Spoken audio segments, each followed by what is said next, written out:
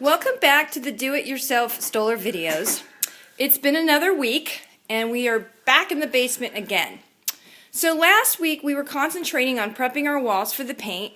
As you can see, this wall is the area where we had the big hole where we had removed the tile from our cabinet, and Michael has done a great job at patching. He's just got a little more compound on there that's going to dry, and then we're going to sand it, and that's going to be patched very nicely. So our main focus was going to be to finally take the top layer of concrete that we bought, and we were going to trowel over all these cracks and grooves to get our concrete level. In the meantime, we kind of ran into another glitch. This beautiful stone wall we have over here, when we get a certain driving rain, it leaks. We get little trickles of water coming through the stone. So last week we got a nice rain that we haven't had in a while, and boy oh boy did this wall leak. It went all over our new concrete that we had just poured, and without the carpet being installed, we really realized how much water comes through the wall.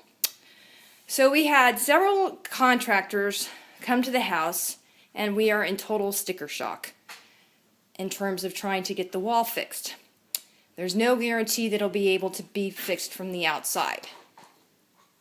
So we went through all the options in terms of how they were going to repair this wall. Most of them wanted to repair it from the inside. They were going to cut out a trench along the bottom of the wall, and they were going to put a sump pump inside this room, which is our oil tank room, and pump the water out. And then they were going to have to cover up our beautiful stone wall with concrete. They put like a metal lathe, I guess, and then put concrete over it. So we are just devastated because we love this wall. Well, the other option is to fix it from the outside, but no one's going to guarantee that it will not leak due to a double wall, which I will show in this continued video. So I am now outside, and you can see here that the double wall I was talking about, we have this wall right here.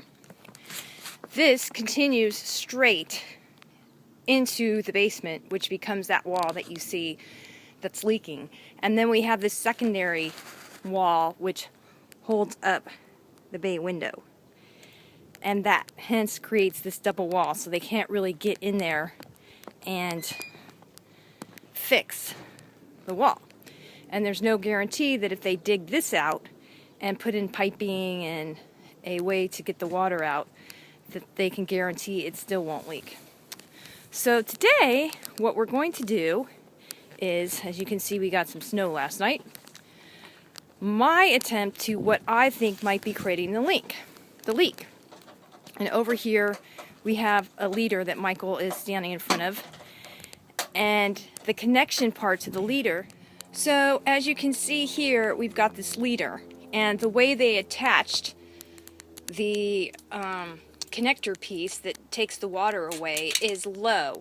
And what I think is that all the water is dripping from the corner of this leader, and this thing is full of dirt, and the water has nowhere to go. So we're going to try our cheap fix first, which we bought a new Flexa spout. And we are going to take this one off, and we are going to cut the leader to about here, and then put this spout on. And hopefully that will help and take away the leak. So we shall see.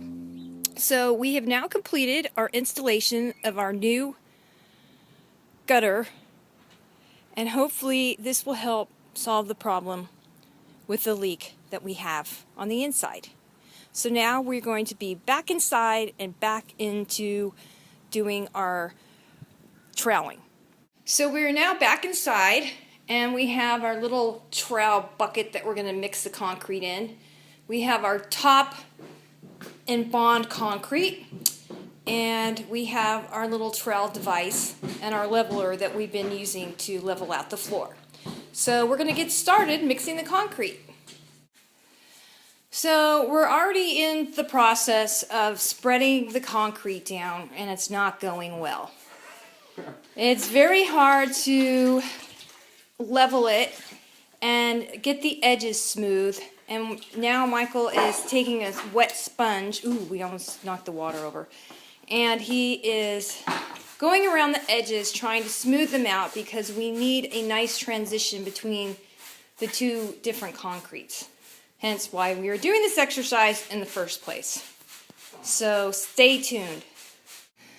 So after numerous hours of painstakingly troweling on our concrete to smooth out the transition points, we've gotten about a third of the way done.